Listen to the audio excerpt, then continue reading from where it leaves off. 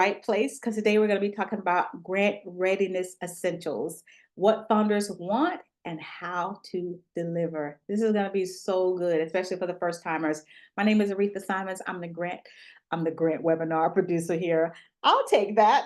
I'm the webinar producer here at TechSoup. I'm going to show you how you can engage here on the next slide. For those of you, this is your first time. The main important thing you need to know is we're going to record this and you're going to get the recording and the slides by tomorrow. So look for that in your email. If you need the closed caption, just tap on the CC button at the bottom of your screen. There's going to be a 2-question survey that's going to pop up when you leave or when you close the window. I would love if you would answer the question and let us know what other grant topics you would like to hear. I'm going to move out of the way and introduce our speaker, and she's also going to tell you more about her and her team. I'm excited that Lorinda Santana is here today. She is the founder of Remy Consulting, and she is an expert grant writer. So Remy, have a great webinar, and thanks for being here. Thank you so much. I'm very excited to be here. And today I'm actually presenting with one of my fantastic colleagues, Luli, who is a specialist in the grant finance space. So if you have any questions while I'm presenting, feel free to go ahead and punch those questions in the chat. She'll be more than happy to answer everything she can. And then at the end of the presentation, we'll have a good 15 minutes or so to be able to answer any questions you have. So I'm very excited to see that we have individuals here today that are new at the grant writing game and maybe also some that are wanting to learn some new tips and tricks. So as mentioned before, we definitely are always learning as much as we can when it comes to grants because it is an ever-changing space. So let's get right to it.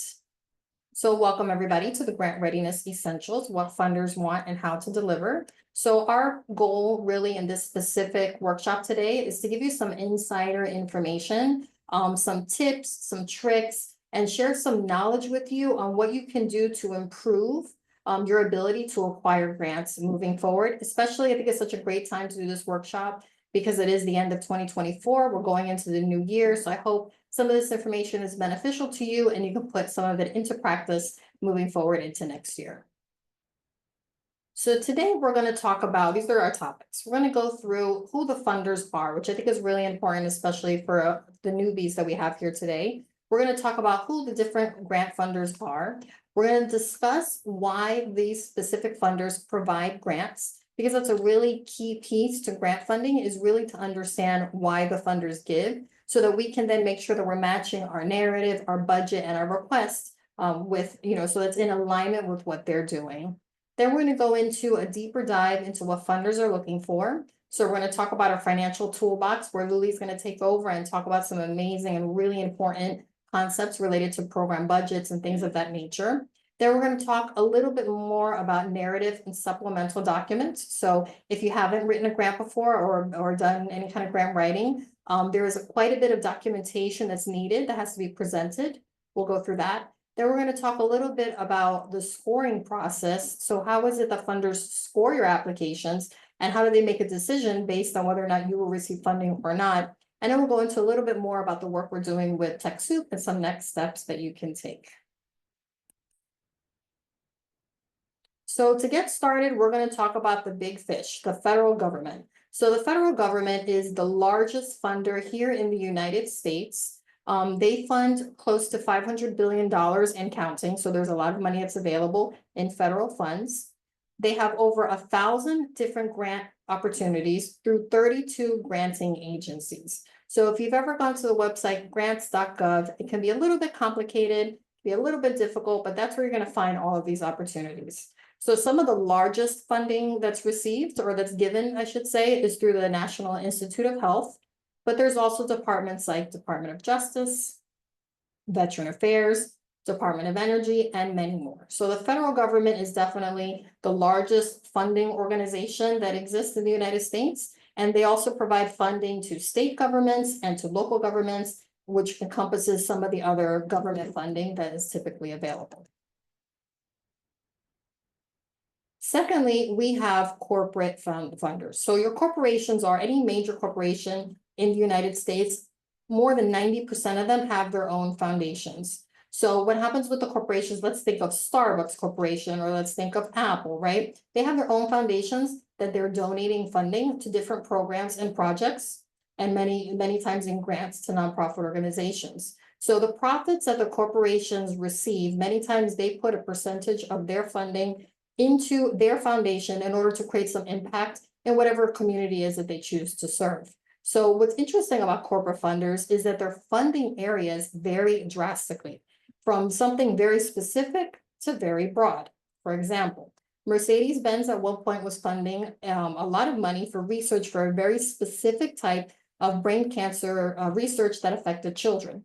Target Foundation, for example, Target stores, they funded something much more general, which at the time was child literacy, which is something much more general than something as specific as the brain cancer research with Mercedes-Benz. So what's interesting about corporations as funders, like I said, they fund a lot of different things, and it can really shift and change based on what the company is focused on that certain year. Now we're going to get into family and private foundations, which is definitely a big piece of the pie, so to speak, when it comes to funding opportunities. There are over 100,000 family and private foundations in the United States. Typically, these organizations are grouped into, let's say, an affluent family that may open a foundation. For example, Bill and Melinda Gates Foundation, you might recognize their name, they're from Microsoft, or a private foundation, or let's say a community foundation. Luli and I, for example, we're here in Miami, Florida, and we have a foundation that's very impactful in the community called the Miami Foundation. So they were created to manage funds specifically in the South Florida, Miami-Dade area. So these organizations are typically either created or funded by affluent individuals who have chosen to use their wealth to give back to their local communities. Typically, and not always, but in many circumstances, when we see these type of foundations, they are geographically focused in many circumstances. So for example, again, the Miami Foundation tends to give more funding here in Miami than in other places. But a pro tip that I can share with you, which I think is really great, is that if you decide to approach a family or a private foundation, when it comes to the grant writing or the drafting of your application, this is where you're going to bring in a lot of compelling storytelling, persuasive writing, and a lot of that emotional appeal is what you would bring into the writing when you are drafting an application for a family or private foundation. Now, that's a different style than you would bring in if you were applying to, let's say, a government fund. Government grants tend to be much more technical writing, much more, these are the questions, let me answer them very directly. They have a lot less of the emotional appeal. In that space, you would use more data, statistics, numbers, things like that to really attract the funder. But when it comes to family and private foundations, that's where a lot of your storytelling would come in. So now question, why does the government award grant funds? Answer. So each funder has their own purpose. Before I get into this specifically, they have their own purpose as to why they fund grant awards. And what I find is that it's extremely important to understand your funder's perspective and understand why they are giving grant funding so that you can then create an alignment between your projects and programs with their goals and objectives. That's really one of the key pieces towards being successful in your grant writing endeavors. So when we talk about government awards, the government grants funds that are fueled by tax dollars. So the federal government, the money that the federal government gives in grants comes from federal taxes. And in states that have state taxes, they also will many times use part of that money in order to fund state grants. Or there's certain circumstances where the federal government will award a state and then the state will have, money available in grants. But really, most of that money comes from taxes. And again, like I mentioned, some of the federal funding is kind of trickled down into state funding. So why, again, the government, whether we're talking about state or whether we're talking about federal, why do they award grants? Well, their main purpose in a general perspective is to resolve community issues or support at-risk and vulnerable community members that the federal government or the state government has determined is essential for the public's well-being. Here's an example. So for example, when we went through the COVID crisis, within a certain amount of time, immunizations came out that became publicly available to everyone so that we could then get back to some balance with our lives, right? I'm sure we all remember those dark times. May not want to, but we remember those times. So the way that the actual immunizations were developed so quickly is because the federal government gave grant money to many of the laboratories to do so. So they knew that there was a community issue. The community issue was this COVID crisis that we had. And the federal government provides grants specifically to fund these immunizations and to not only fund the creation of the medication, but also to fund getting it out to people. So we were all able to access that if that's something that we choose to do so. So that's an example. Another example, many states may have high rates. Unfortunately, this happens in Miami quite often. There's very increased rates of homelessness, right? So because of that, the state understands that we need to do something about this. We really need to support these individuals. So they'll have open line items in their budgets, so in their state budgets, specifically for programs to help decrease homelessness in the area. So that's another way that we have a social issue and that the government is trying to help resolve that through grant funding. Then thirdly, another option, another example is that in many places you'll have free or reduced medical clinics or medical clinics that provide services on a sliding scale, free or reduced immunization programs, and services for the elderly. So these are all groups of individuals at need, at risk, individuals in communities. The states will say, you know what, we really need to support these individuals. We need to, give them what they need in order to live, happy and healthy lives. And so grant funding will be given specifically in those categories, so to speak, in order to uplift these individuals. So that's really the overall general purpose of why governments give grants.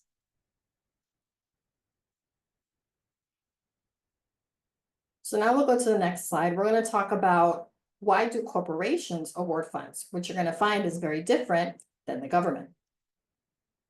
So why do corporations award grants? Remember that corporations are private entities. They're not governmental entities. Therefore, they can operate much more independently than a government entity, right?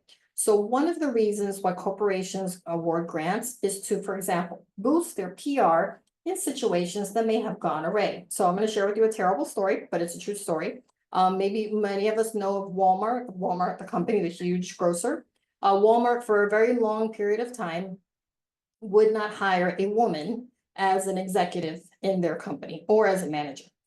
This was a terrible situation, obviously, and they ended up, the women got together and they had a class action lawsuit against Walmart.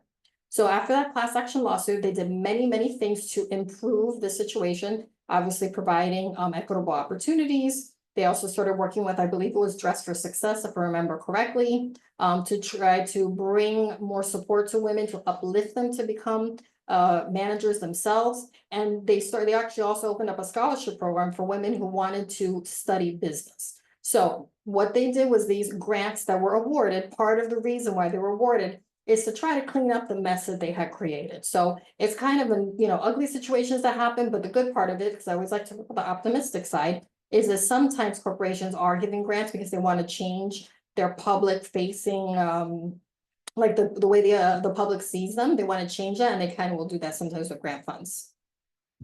Another thing that they will do is that by awarding grants through their foundations, they help to decrease their tax liability. So I don't know exactly what the current tax law is, but at one point, there was a very, very large tax break that was given to corporations who were giving money in grants or supporting nonprofits. It could even be supporting their own foundation. So that's something that they'll do if they have high levels of profits. They'll create a foundation and then they will either give grants or have community programs that are going on, and that becomes a tax decrease for them. So it's tax savings.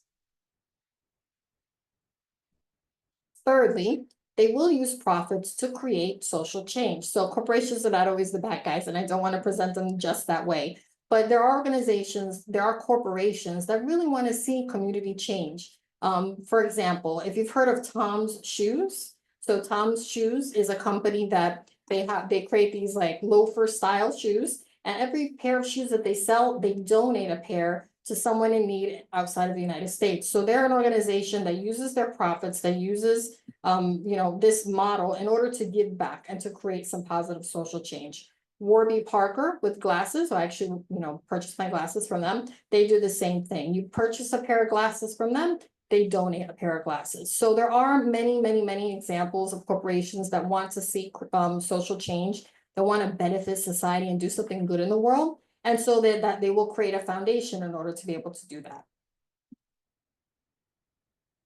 Then we've got a commitment to social responsibility, which really goes back into creating social change, right? There are organizations, especially nowadays, the more we move forward in history, really, the more that we're seeing as that individual buyers and consumers, we want to work with companies who are socially responsible, whether it's environmental, whether it's in social justice, whether it's in equality, et cetera. We like to see a company, we want to make sure that we're spending money with a company that is socially responsible. So you will have corporations that understand that, and part of just their management and the way that they operate, they incorporate concepts like that into the way they do business. And so one of the ways that they do that is they will create foundations or have programs available to be able to support nonprofits that are doing good work in the community. And lastly, which I think is very, very important, is visibility and marketing. So this is a really important piece to think about, because if you are a nonprofit organization and you have a project or a program going on, and you can offer a corporation visibility or marketing, let's say you have, a ton of Instagram followers, or let's say you have an event that has lots of people that attend, right? That's going to be extremely attractive to corporations. Corporations, the foundations of corporations will even have their own departments, sometimes marketing departments that work specifically with nonprofits, to be able to connect with projects and programs are going to give them that visibility. So that's an insider trick that I would highly recommend you do if you decided to pursue funding with a corporation.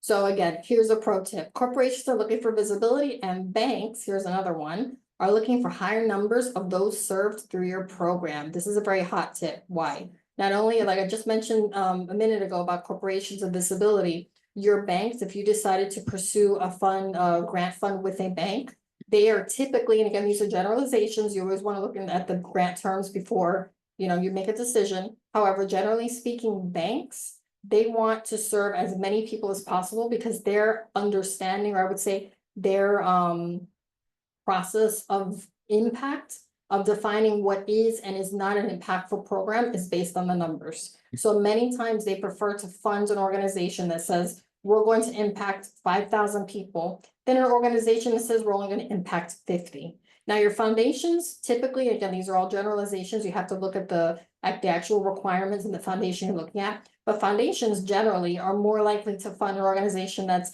let's say, okay, we have 50 or 100 individuals that we're serving, something on a smaller scale, versus one that's like, we're going to serve 1,000. So those are a couple of things to think about. And again, that's what I think is really important to understand, is that as we are grant writing, as we are working, to see which applications we want to submit, we understand why the funder is funding and make adjustments as needed.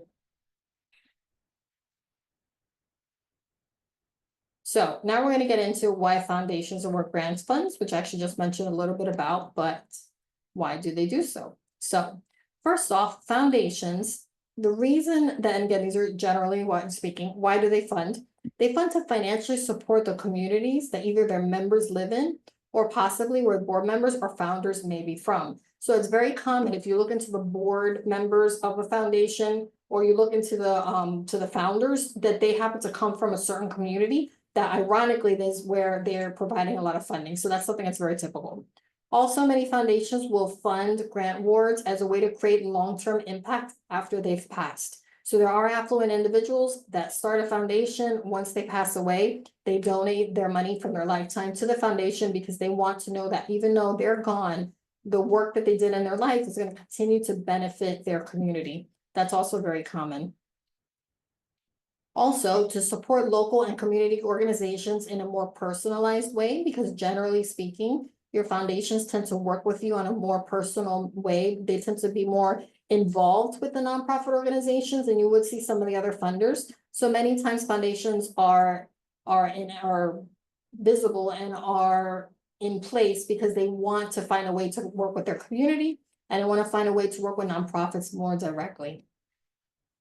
Also, as a method of keeping financial support local, which I think is important, because again, you'll have many community foundations that are focused on a specific area. And the reason they are is they want to see the money that they've worked on in their lifetime, and they want to see that money stay in their local area, which I think makes a lot of sense, a lot of sense. Imagine, you're a millionaire and you want to be able to support your hometown. I mean, I think that makes a lot of sense. So that's another reason why you'll see foundations will fund. And then lastly, to encourage change in social situations that founders or board members may have personally experienced in their lifetime. It's so interesting if you delve deep, and I think that's my next pro tip that we have on the next slide. If you delve deep into understanding who the board members of the organization are, and more importantly, who are the founders, and you learn about who they are, what they did in their lives, what experiences they had, you'll come to find that there's a purpose and a reason and a mission that they themselves have, and that's why the foundation was created. And if you can create an alignment between the two, you are going to be a much better candidate to receive funds. So that's another pro tip I would say that you should do, is dig deep into the founders of the foundations to truly understand why they were created, to create some better alignment.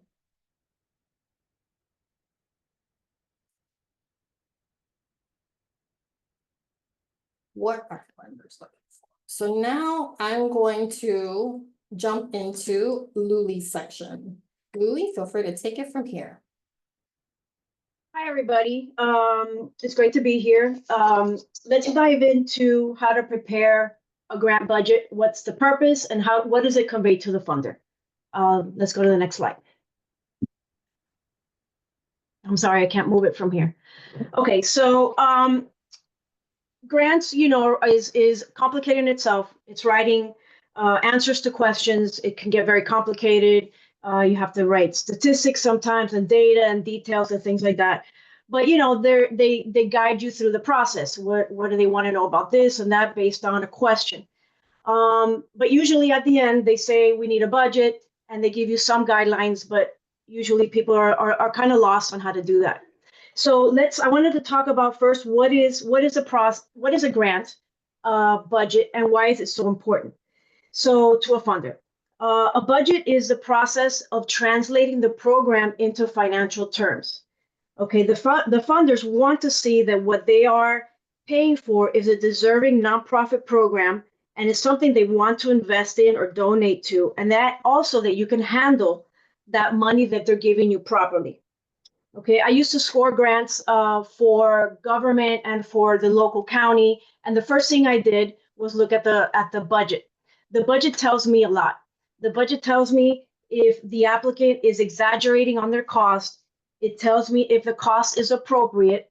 Because I'll have a general idea at the beginning of what it is for. Let's say it's for dogs, rescuing dogs, creating a shelter. So I'll know if they add a line item for a car, and I'm exaggerating, then that's not appropriate. So right there, that's a red flag. Okay, so the budget demonstrates and justifies what your program narrative is about, and that's very important. Okay, and once you get, hopefully, let's throw some positive vibes. Once you get the grant, the budget is part of your Bible. You have to read it and print it and know it and refer back to it as often as possible for grant compliance.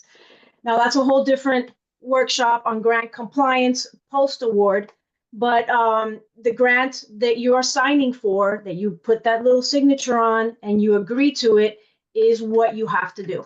No ifs, ands, or buts. Okay. If you have some issue with the budget and you go over or under, you have to speak to them and maybe do a budget amendment. But that is your Bible. The whole grant awards, the whole grant award, the budget, and the narrative are your Bible. Okay, you can go to the next slide. So how do you begin the process of creating a grant for a budget for your grant? You sit down and you start thinking, what is everything that I need to do to determine the expenses that I need to have for this program? Back to the dog shelter idea. I need cages, I need food, I need cleaning supplies, I need staff, and then you determine the cost of all that. And you have to Google a lot of it and determine how much does food cost. You Google it and you create a reasonable expense line item. How much are cages? And a lot of these scores may look at and Google the same thing as you are to see if they're exaggerated. So you have to come up with reasonable expenses for your program. If not, it will be a red flag. And then some funders want you to separate them into direct and indirect costs. I won't go into that heavily, but direct costs are what touches the program. It's the activities or items associated entirely with the project or program. Includes materials, program staff, and other fees that only pertain to the program. Indirect costs are associated with running the entire organization, not only the program, but the entire organization, such as staff salaries in general, maybe your bookkeeper, the executive director, rent, utilities, office supplies.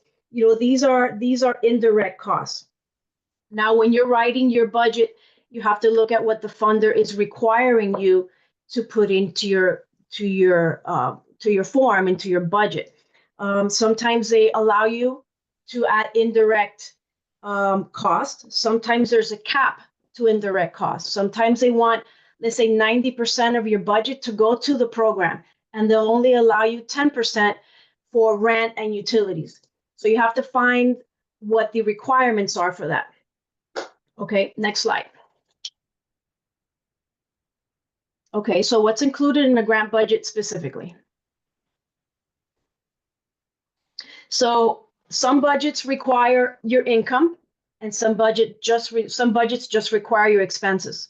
So if they require your income, you have to list your grants and your contracts, any corporate contributions or donations.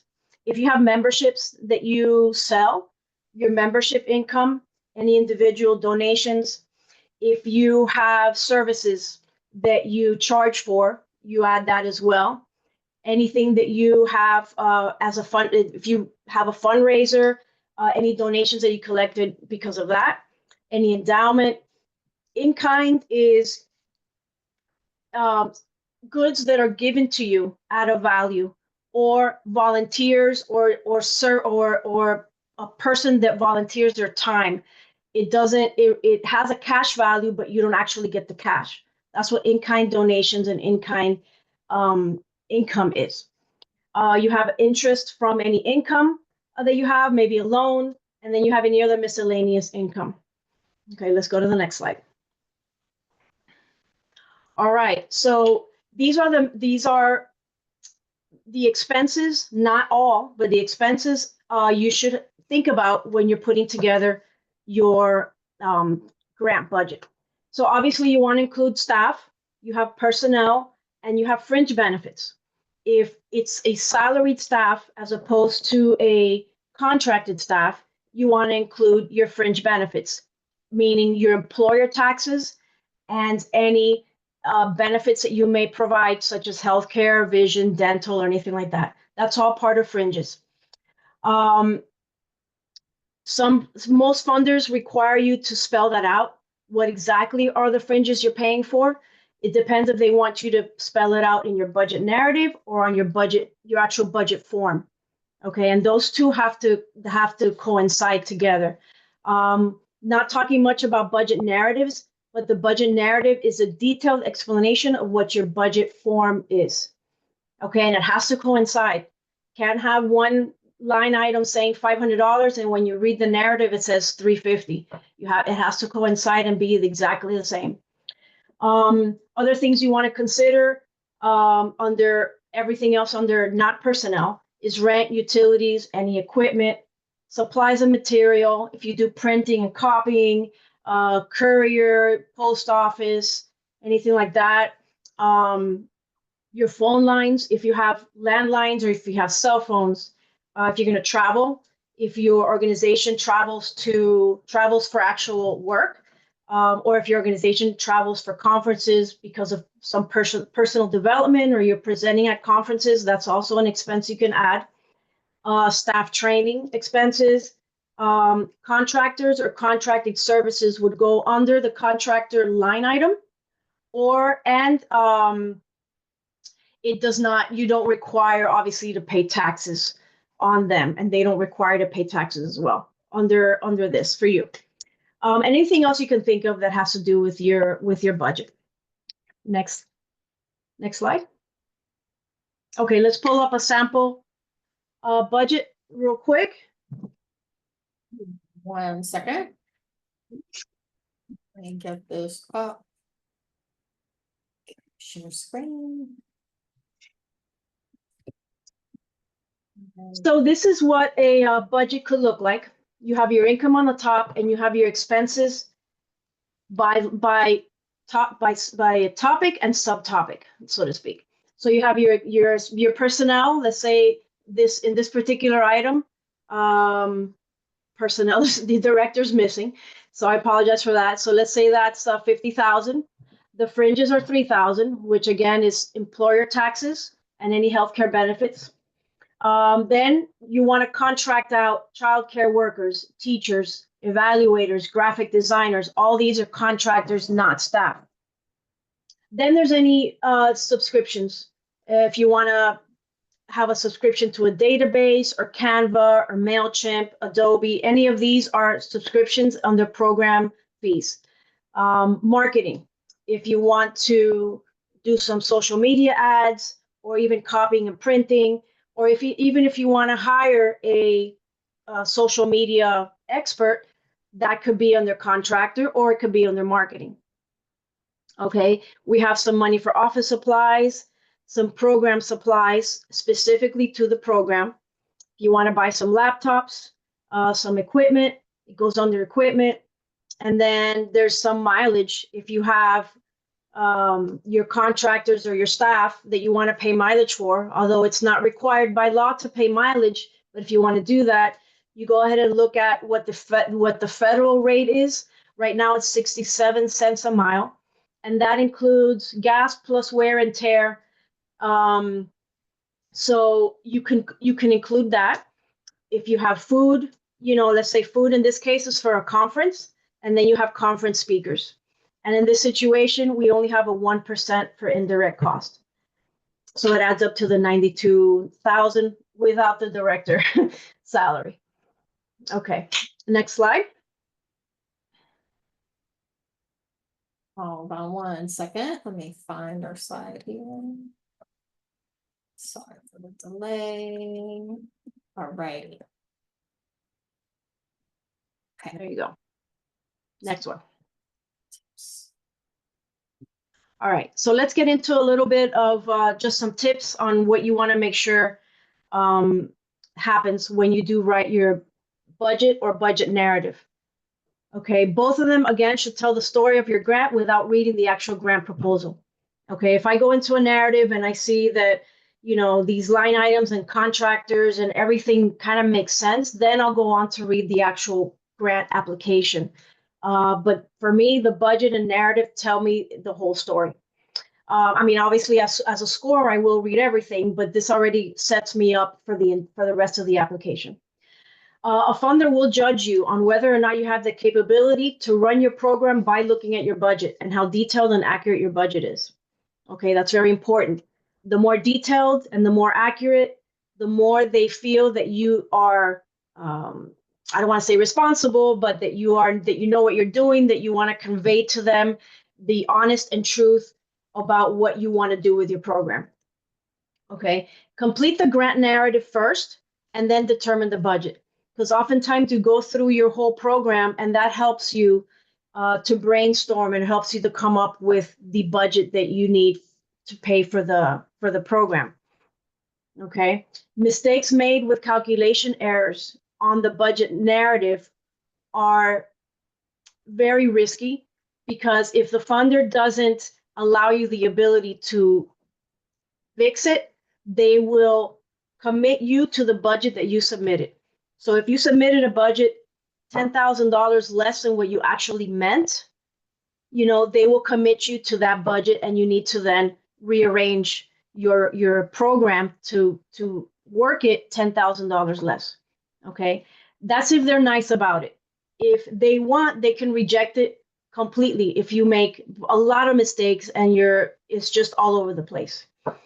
It's very a good idea to have other people read it. If they don't understand what you're doing, then you need to put more work into it, because these are the scorers are people that don't know your program. You have to lay it out in writing, You have to lay out what you're paying for, what they're paying for, and it all has to flow and it has to be realistic, and it has to make sense. Okay. Next slide. I believe there's one more. Okay. So again, the budget narrative should be very detailed. You follow the funder guidelines. They do have guidelines for you. Sometimes it's not a lot. Sometimes it is a lot. So you have to read that very carefully. If you don't understand it, there's always a program officer to help you decipher what they're talking about. Okay. I like to put this in because when I started writing grants many years ago, and I never learned by anybody, but my feeling was that I had to tug at the heartstrings of these people. I had to really dig deep into the need of the program. So just keep in mind that the people are reading it, not machines. No mistakes as much as possible. Proofread the budget narrative and the budget. Make sure there's no grammar errors. Again, the budget and the budget narrative have to tell the same story as the grant narrative. Only add costs incurred during the grant period. So that's very important too. Your term, the grant's proposal will tell you the term of the grant. So if it's January to December 2024, don't put costs related to February 2025. They won't approve it. Check for columns, fonts, signs, all this will give the impression to the funder that you are careful and that you are that you want to make a good impression on them. And again, make sure all your formulas are accurate. I think that's it for me. Excellent, excellent. Thank you. Those are some, I think, incredible tips and tricks regarding the grant budget. And I love what she was sharing is that the grant budget as a funder, right? She would look at the budgets first. And I think that's such an important piece because the budget and the narrative, everything has to match. If not, you're going to get bumped out. So another thing that we can talk a little bit about today is strong written communication, which Luli did speak about as well. Again, the narrative that has to match the program budgets, exactly as she was saying. There should also be a direct tie to the grantor's goals and objectives for the grant request. So again, as I mentioned before, we have to make sure that as we're doing a grant application, that we are understanding the reason that our funder is funding, we're understanding their definition of impact, and we're making sure that the goals and objectives that the funder has matches what we are trying to do. If not, then really it's not a good match and you should probably choose a different funder. You also want to make sure that all questions are answered as they are asked and in order. Many times funders within an application are going to have one question, but you read the question, it may actually have 2 or 3 questions. Sometimes those questions are then broken up by points. And as Luli mentioned, when the scoring process happens, and let's say it's 3 questions in one and you only answer 2 of them, you could lose points because you missed a piece. So what I like to do is when I'm creating the narrative, I like to take the questions that are being asked and break it up into an outline on a Word document or a Google document if I'm sharing it with a client. And we make sure we answer every single question as it's asked completely and fully. You also want to include quantifiable data and metrics to prove your case. Also goes back to what Luli was saying. You need to be honest and true, and you need to prove that what you want to do, that your program or project is going to make the change that you're saying it will. And one of the best ways to do that is to include quantifiable data and metrics, statistics, demographics, case studies, anything like that to really hone in on why your project or program is going to be successful.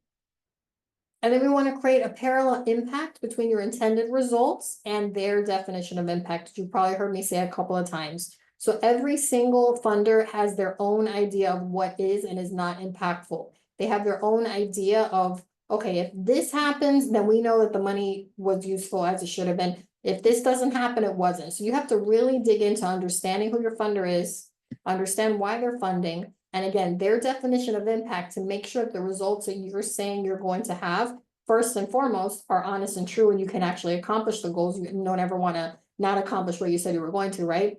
And it also makes sure that it matches the impact that the funder is looking for, which may change based on who your funder is. So here's a couple of red flags, and some of this is Luli had talked about as well. If your narrative doesn't match your budget line items, major red flag. If your narrative, and not that I'm against AI at all, however, if your narrative has been clearly written by AI, trust me, that somebody that reviews grants is going to notice. So not that you can't use these tools, they're wonderful, but make sure that you have solid, new, fresh information written, not something that's been copied and pasted. Embellishing responses in order to sound more attractive to the funder. This sometimes happens. Sometimes organizations will want to be really attractive to the funder, so they embellish what they can do, or they embellish what they've done in the past. We don't want to do that. We want to be honest and truthful throughout the entire process. A lack of use of funder terminology. So it's really important to understand how the funder defines not only the impact, but how they define the individuals that they work with. So for example, if we have a funder that wants to work specifically, let's say in the Latino communities, and they use the terminology Latino communities, but you may use a different terminology, let's say Hispanic communities, just as an example. That could be a little bit, even though there's some similarities, there are differences, right, between the two different communities. So we want to make sure that we're using the same terminology that they are to make sure there's a match, something that's very important. Misalignment when the funder's objectives is also a red flag. If the funder has specific objectives, let's say we want to decrease homelessness by 10% within a year, and your objectives have nothing to do with that, there's a mismatch or a misalignment, that's a major red flag. You want to make sure that when the funder is reading your budget narrative, and your proposal, that they know from the get-go that, oh, they really did understand our objectives and they are trying to meet them through this grant request. Again, as I mentioned before, misalignment with funder definition of impact is really big.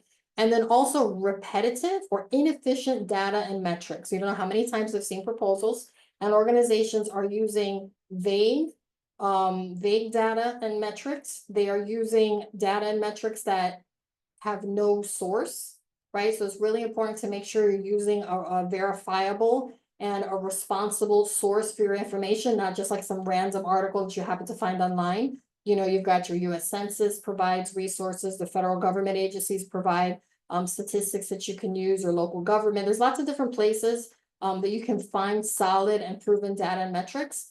So, but if you're using repetitive, like the same statistic over and over, or if there's not a way for the funder to verify that it's true, then that's another major red flag.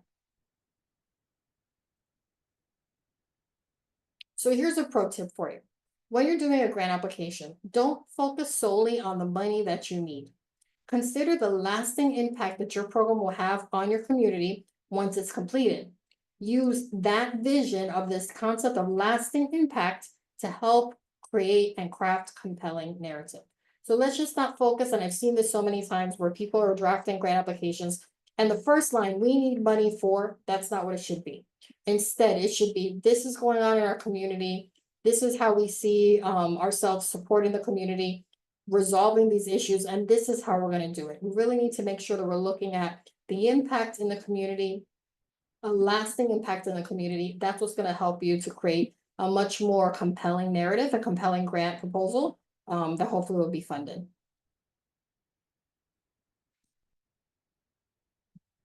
So let's go into a little bit about the funder's lens. So just a little bit more details on how funders score grants and what they're looking for.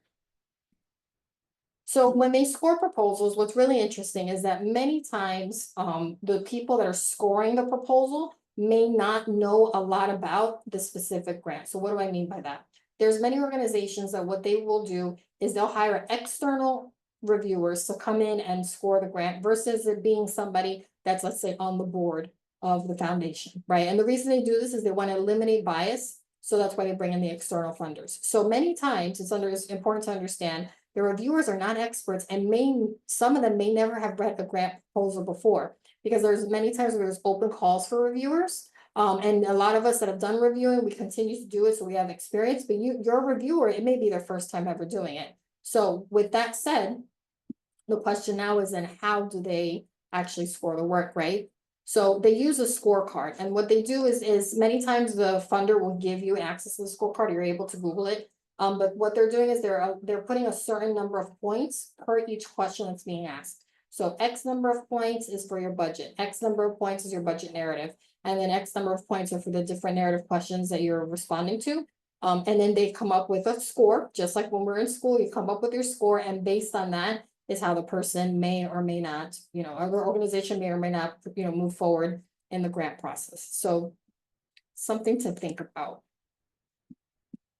So here's a funders checklist, which I think is important to share. Some information, just as some general points of what funders are looking for.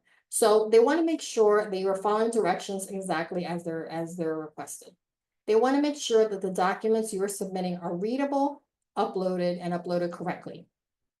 They want to make sure that when you have an online proposal, you're doing a proposal online, that you upload the correct document in the correct place. Because if they are sticklers, they will deny you because you uploaded the wrong document in the wrong place. I've seen it happen before. They want to make sure that you are providing them the information that they're asking for and nothing more. Because sometimes I've had organizations say, oh, we want to send all this other information. That's not what they're asking for. Send them what they're asking for. You want to make sure that your file names are correct. There are certain grants that will say upload. Federal grants do this quite often, where you upload certain documents and you have to label them in a certain way. It's very important. They want to make sure also that by reading your supplemental documents, and like Luli said, reading your budget narrative, reading everything, you can really get a snapshot and understand how your organization runs, how the program will work, so that it's easy to understand. If it's difficult to understand, then you're more than likely you're not going to get the funding. They're also going to review to make sure that your program and services make sense. Their data and statistics are supportive. And again, back to budget and budget narrative, that everything matches. So that's the general part of our presentation. What I wanted to share with you as well is that we're very grateful to TechSoup with the opportunity to collaborate with them to do this presentation. And also there's a service that we provide. It's called the Grant Readiness Review. And it basically, in a nutshell, it's something we could talk about later, but is a process of us to be able to support nonprofit organizations to get everything together so they can become grant ready. So again, if you have any interest in that, we can send you the links. But there is a framework that we provide and a professional review of documentation to kind of support nonprofits that are going through this grant process. And that's a service that we're doing with TechSoup. So now I'm going to go ahead and stop sharing, and we will open up and use the rest of our time for any questions that you may have.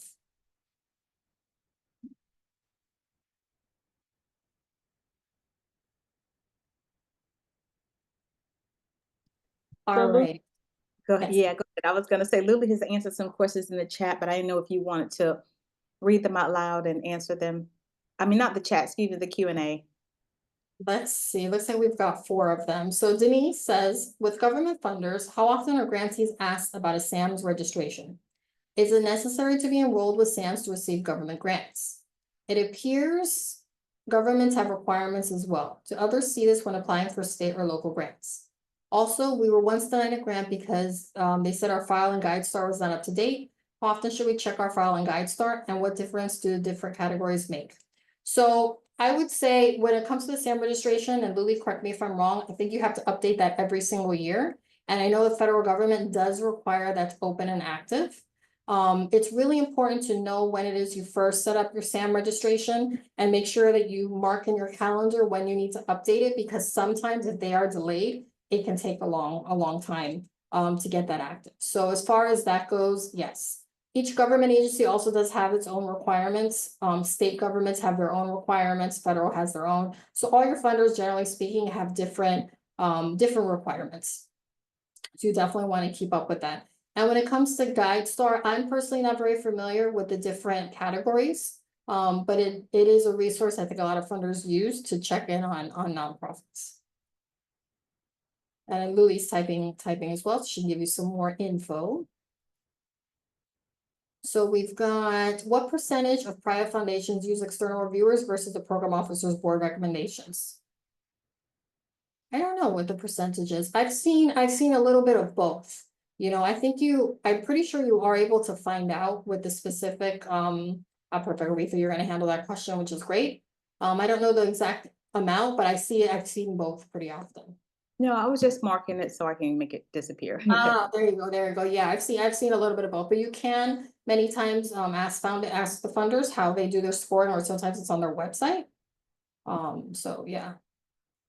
Should you do anything with when a government grant is awarded, but their selection was not based on the criteria listed in the grant opportunity? Should you do anything when a government grant is awarded, but their selection was not based on the criteria? I'm not too sure. Luli, do you have any feedback on that one? Does that mean that you received the award, but it's not based on the criteria, or that you did not receive the award and you're maybe upset because they didn't base it on the criteria you thought? I'm not that clear. Because Trish, if you receive, Mhm. use the raise your hand option and I'll let you ask your question live. I'll be looking for you in the chat. There she goes. Now you have permission to talk, Trish. Hey, Melanie. So definitely an odd question. So sorry about that. I'm just not sure how to proceed. Like they put out their criteria. We wrote the grant based on their criteria, and then it was awarded. And the reason we asked for the follow-up meeting when they offered it, and the reason they said is because we didn't have a local presence, but that wasn't part of the grant written at all. It wasn't anywhere in there other than you got points if you had a local presence. So when we asked, they showed us the grid of who got the grant, and they awarded like 10. And we would have got it, but they didn't give it to us based on the actual scoring criteria. They picked outside of what their scoring criteria actually was. I'm just not sure. You don't want to blackball yourself, of course, but we want to make sure that, if it was clear, we wouldn't have wasted the time applying for it. So does that mean you can't provide the program because it's in another city or another location? Correct, but we were going to start an office there, so we could provide it if awarded, but then they didn't list that as criteria, but then chose based on that criteria. Is it worth sending them an email saying like, look, can you look at your criteria, or is it better just to shut up and move on? I would be grateful that you got it and just try and work with it, because that goes to the history of your organization. Is it a large grant? Yes, and multi-year, and we did not get it because of that. Oh, you did not get it. Right. Okay. Mhm. Understood. The scoring is public information. Was this a private foundation or a government grant? Government grant. Okay, so you're able to ask for the scoring and who scored what, and how many points you got and why you got it and why you didn't. So that is public information. You're able to ask for that. So if you see something there that's egregious, then you can appeal it. There should be something or some language somewhere where it calls for an appeals process. Thank you. Does that help? Okay. Awesome, awesome. Let me see. I was answering a couple here in the chat. What do we have here? Do you have any tips on how to articulate how we might disperse or spend funds working with small community groups that have no official identity or organization? Louis? Not sure about that. I'm sorry, what is the question again? So do you have any tips on how to articulate how we might disperse or spend funds with working with small community groups that have no official identity or organization? That would be then under a contractor. If that group does not have a corporate entity or is not incorporated in your state, they are basically people that you're contracting to do the work. Yeah, the only way that you can involve them is if they did have a corporation or another nonprofit. But if they are just individuals, then you would hire them as individuals as a contractor. Awesome. So from Zachary, we have a question. Can you say more about using AI in grant writing? So I can answer that one. So it's become very popular, as everybody knows, AI. We're using it in a lot of different fields. I have been testing it myself now for almost a year, I would say. So the good thing about it is, as you know, it's a great tool to edit documents. It's a great tool to find things on the internet, but it is not perfect.